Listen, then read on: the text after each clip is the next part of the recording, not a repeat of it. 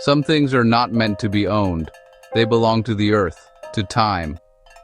The Eye of Orion was one such thing, a flawless, legendary diamond.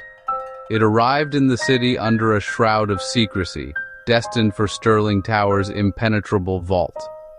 Fortress Sterling, they called it. Invincible, they claimed. But every fortress has a flaw, and every myth is made to be broken. The challenge wasn't just to take the diamond, but to erase the fact it had ever been taken. The kind of story that begins in darkness and ends with a question no one can answer. The Eye of Orion would become more than a stone. It would become a myth. Every masterpiece needs an architect. Ours was Silas, a ghost, a voice on an encrypted line. He believed any system could be understood and defeated. Silas studied Sterling Tower for years, learning its rhythms and flaws.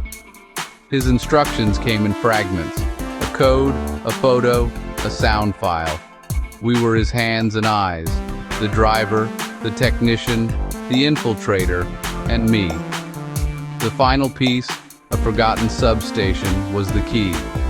The legend of the Eye of Orion would be born from the shadows. The perfect crime was set in motion.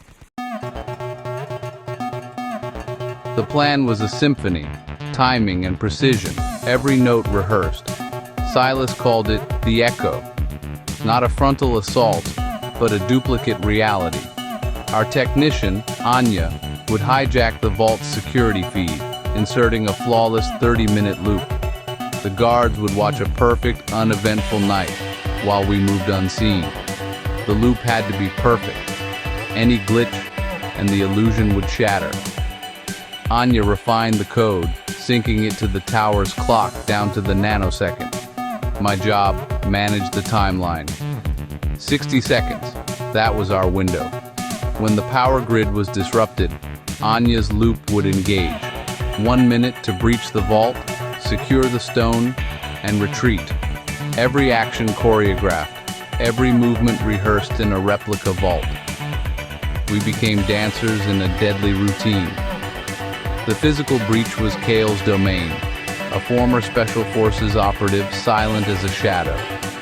His task, the magnetic lock, designed to stay locked even without power. Silas found its weakness, a precise electromagnetic pulse to overload the mechanism for a split second. It was a theory, unproven and dangerous. Our lives and the heist rested on it. The stage was set for the impossible. The night of the heist fell like a black curtain. The city glowed, oblivious to the silent war about to unfold. Sterling Tower stood impenetrable, a monument to power. From my vantage, I watched its lights flicker, security drones patrol. Our job, introduce a single calculated glitch. Jax, the driver, waited in a nondescript van. Our nerve center for the power surge. At my signal, he'd unleash the surge, a flicker in the city's heartbeat. Anya, below the vault, was ready to inject the loop at the surge's cue. The tension was electric. Every passing car, every distant siren, felt like a threat.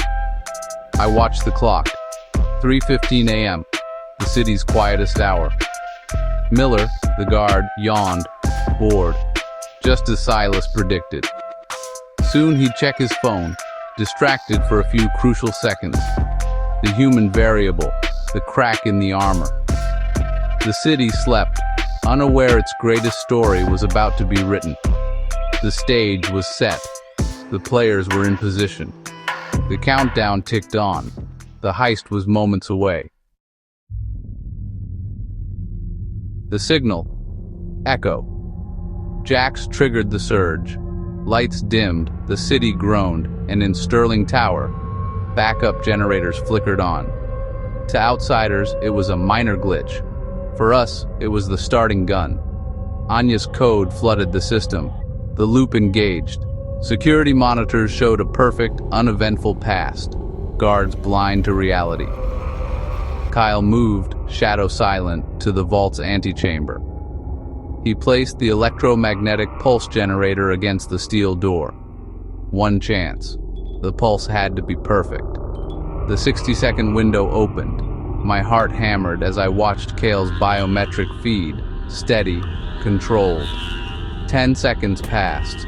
The loop held. Guards oblivious. Everything followed Silas's design. But perfection is fragile.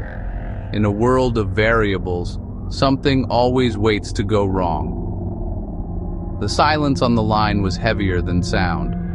The dance was beautiful and terrifying. Kale's every move was a step in a deadly ballet. The city outside remained unaware. The heist was in motion. The plan was working. But the margin for error was razor thin. Every second counted. Every breath mattered. The perfect crime balanced on a knife's edge. And the world kept sleeping. Pulse engaged. Kale's whisper. Green light. The magnetic lock overloaded. The vault door unsealed with a soft hiss. Kale slipped inside. The clock was ticking. 45 seconds left. The Eye of Orion waited, bathed in its own fire. A cage of lasers. Touch one, and the alarm bypasses everything. Kale carried a mirrored disc, Silas's genius. He reflected the beams, creating a feedback loop. The lasers overheated, flickered, died. The web dissolved. No alarms, no warnings, just a quiet failure. Kale reached the pedestal. 20 seconds left. He took the diamond. Package secure, retreating. He slipped out as the lock re-engaged. 58 seconds. The breach was invisible. On the monitors, the digital ghost patrolled an empty vault. The heist was over, or so we thought. The most important part was yet to come. The silence was absolute. The world had no idea. The legend was just beginning. The retreat was as critical as the breach. Kyle descended the stairwell, a ghost in the machine. Jax waited in the alley, engine running. The exchange was swift. A black duffel bag passed. Jax merged into traffic, just another worker heading home. Inside the bag, the Eye of Orion began its journey into darkness. Anya erased the power fluctuation, the sensor overloads, the 60 seconds of our existence. The night was perfectly normal. Diagnostics, green. The vault was secure. The deception was complete. We erased a minute of history from a fortress.